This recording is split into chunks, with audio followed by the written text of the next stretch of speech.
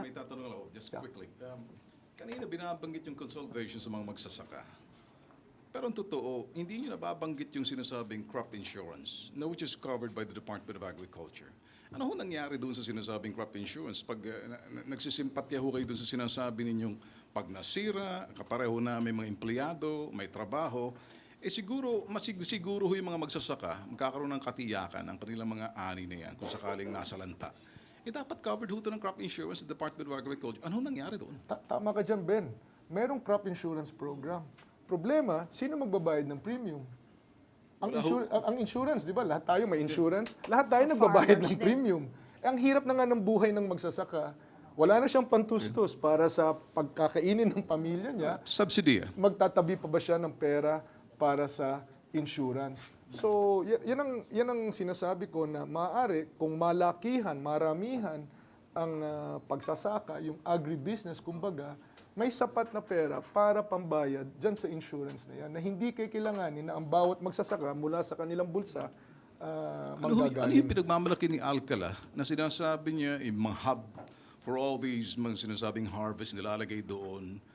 Would that be cooperative type na para ma-insure yung mga sinabing mga ani na magsasaka? Pwede.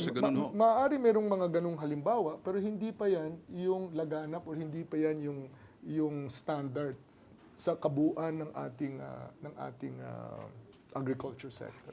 Edinel Mr. Calvari. Secretary, sa panahon po ng kayo ay senador, mahabang taon na nasa Senado kayo, ang balita po namin, hindi kayo interesado sa pagpo-provide ng scholarship program sa mga estudyante. Kung papalarin po kayo ngayon na maging Pangulo na ng Pilipinas, may programa po ba kayo tungkol dito, considering na marami na pong mga estudyante ang hindi na nakakapag-aral, kung makapag-aral man, hindi na po nakakapagtapos ng pag-aaral nila?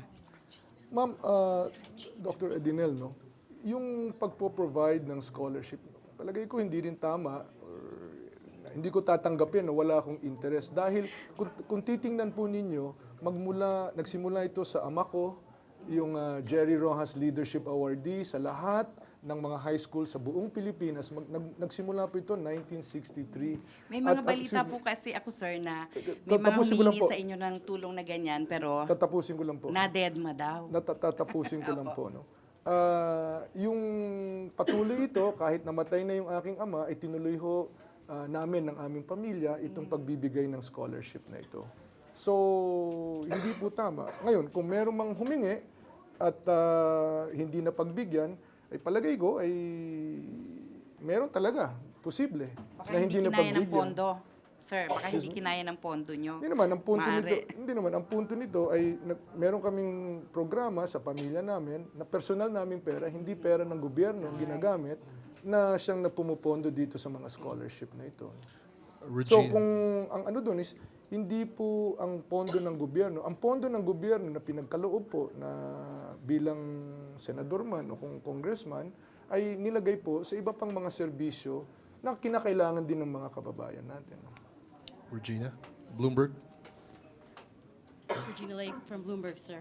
A couple of weeks ago, I was listening to President Aquino give a speech at the Forbes Global CEO Conference, and he said one of the things he was most proud of was the fact that he's been very prudent with borrowing, as well very, very conservative when it comes to spending. The problem, though, as we know, is, of course, government underspending is still a major issue. It's a perennial problem, right? What's going to be your approach moving forward? How do you strike that balance? And are you going to be happy chasing the same targets? I think that government underspending is more a symptom of governments not having caught up with the humongous funds that Daang Matuwid has now been able to provide government. What I was describing earlier, where we have not increased the number of engineers, we have not increased the CAD/CAM design machines. In other words, all the infrastructure, both software and hardware, that are necessary to be able to service and to serve 3 times the capital outlay is not yet in place. No? And that's why you always have government unable or delayed in its spending patterns. This is being addressed by government hiring more engineers, but we are now competing with the private sector for this engineering talent. nothing can be built without an engineer putting their stamp on the plans, right? And if government has the same number of engineers, it's just unable to. I mean, there's 3 times the money. Now, are we content with that? No, we're not. That's why we're building up our capacity to be able to process all of these projects all at the same time. So basically, you are going to be chasing the same targets and just continuing on from where he left it. I Like understand 5% of which infrastructure target, for instance, 5% of GDP. would be for infrastructure, if not larger. TV5 President Noel Lorenzana has a question. Mr. Secretary, President Aquino ran under the Daang Matuwid campaign, and now you're running under the Daan Matuwid again. What does the Amaro House presidency, what do you think will it bring to the party? Because like 6 years of Daan Matuwid, we know the results. I guess in the end, the people would judge whether it's good or bad. But what do you bring? What is Daang Matuwid 2.0? Well, precisely that, 2.0, right? I mean, as in all of Specifically, these, what will it be? as in all of these editions of software, there is always improvements and focus on problems that have emerged over the last 5 or 6 years. No? As I was saying earlier, the problems of 2010 will be different from the problems of 2016. 2016, our problems will be one of being able to bring the prosperity that's at the macro level, make it more directly felt at the micro level or at the family level. No? That's why the Ang Matuwid has as its focus the Filipino family. Ang pamilya ang nasa sentro ng aming programa. So the metrics will all be family-based. We've started that with our BUB programs. We've started that with our Pantawid Pamilya programs. We've started that with our PhilHealth programs. So that the measure or the standard will be family-based. So that it's not just, if you build the infrastructure, prosperity will come and will trickle down. It's making sure that at the family level basis, through affirmative action, we're able to uplift them by directly touching their lives, making sure that government programs directly touch their lives. And for example, our earlier discussion on agriculture is an example of that. It's not simply, let's distribute the land, let's build the irrigation, let's build the farm-to-market roads, and the farmers will become prosperous. It's not, because we've seen that just because you build it, the prosperity doesn't necessarily come. What's important is that now that Pinoy has addressed the structural issues, rebuilding the institutions, creating a government standard where transparency and good governance are in fact the kalakaran and not the kalakaran of the past, which was pangungutong and pangnanakaw, pagsisinungaling. Now that Pinoy has started on rebuilding the institutions, then we can now take the next step. And part of that is really making sure that the growth is inclusive, that each family is touched and each family is able to prosper. So if it's if it's an upgrade version, then I suppose we're not going to hear that 6 years is not enough at the end of your term. I guess that's a question because I'm sorry? it's a valid question kasi if you're just riding on the Daang Matuwid all over again, the question is, what will you bring into the Daang Matuwid 2.0 or the upgraded version?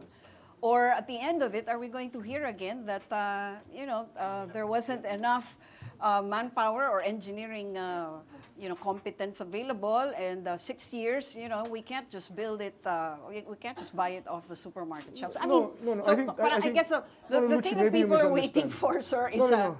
can we expect a new airport at the end of 6 years? I would Can we think so. expect traffic to be mitigated, in a way that is palpable?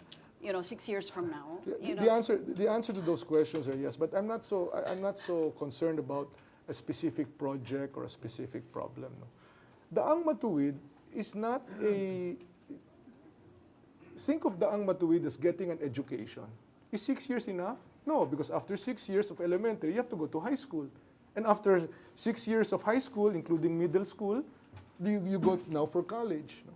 it's not, Daang Matuwid is So a what level are you excuse me. in? No, hold on. So Daang Matuwid is a philosophy of governance. Daang Matuwid is an approach. Daang Matuwid is a way of dealing with public issues very different from the way it was dealt with before. I find it from a political science point of view, I find it very, very interesting that for the first time in generations, you have a situation where continuity is actually an issue in the elections. Historically, it has always been pagbabago, palitan, patalsikin, alisin. Yeah. But for the first time, because of the approach, because of the palpable accomplishments and benefits that people have experienced, that continuity is an actual valid program upon which to launch a candidacy. So this is a philosophy.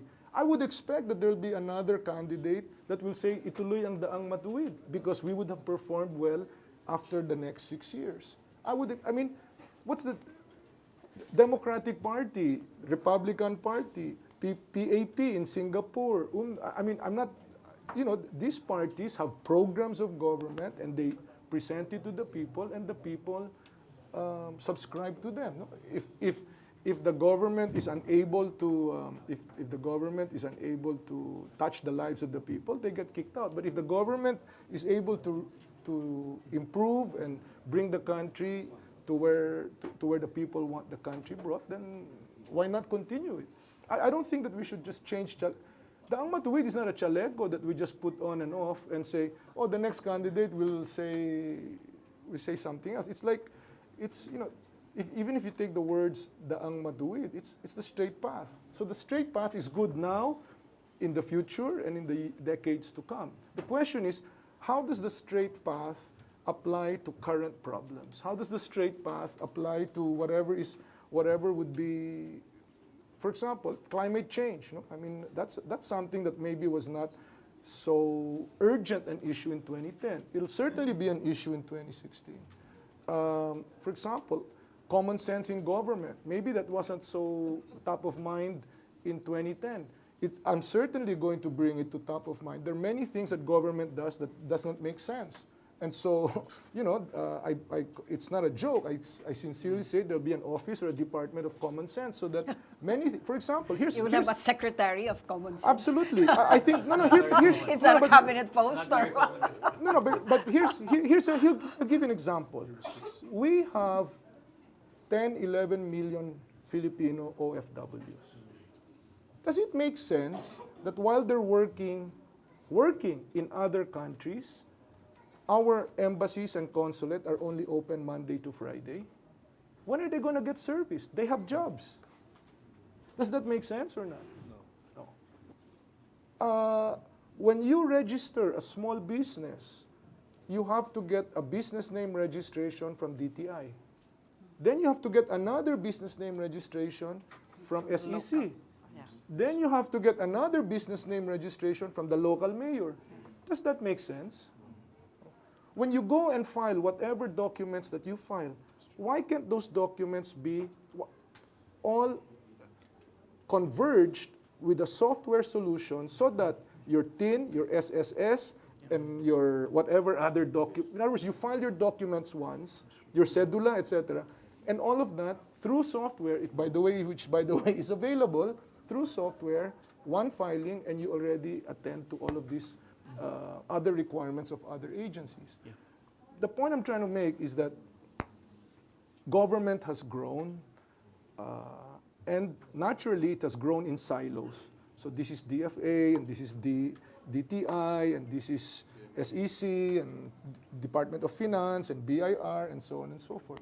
So these silos don't talk to each other. Yeah. You have, by the way, does it make sense that one government agency talks in Oracle, this one in SAP, this one in MS, this one in another software solution, and so therefore they cannot converge the information. So just to clarify, hold on. So the point I'm trying to make is the challenges that we see now, which is a challenge of sustaining the momentum, sustaining the growth, are very different from the challenges of 2010. And just to go back to your question, it's Daang Matuwid then, it's Daang Matuwid in 2016, and we will continue to push Daang Matuwid into the future because it is an approach. It's a philosophy, it's a belief system in how government interacts with the populace.